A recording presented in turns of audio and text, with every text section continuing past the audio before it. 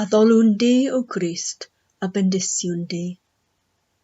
Am I ti, troi dy groes sanctaidd, brynu byd.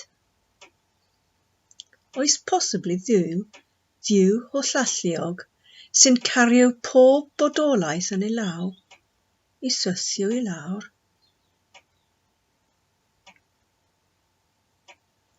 Gweddiwn dros pawb sy'n dioddef mewn eledigaeth, yn y gatre, yn y gwaith, neu yn yr ysgol. O arglwydd, syrthiodd I lawr am yr ail waith.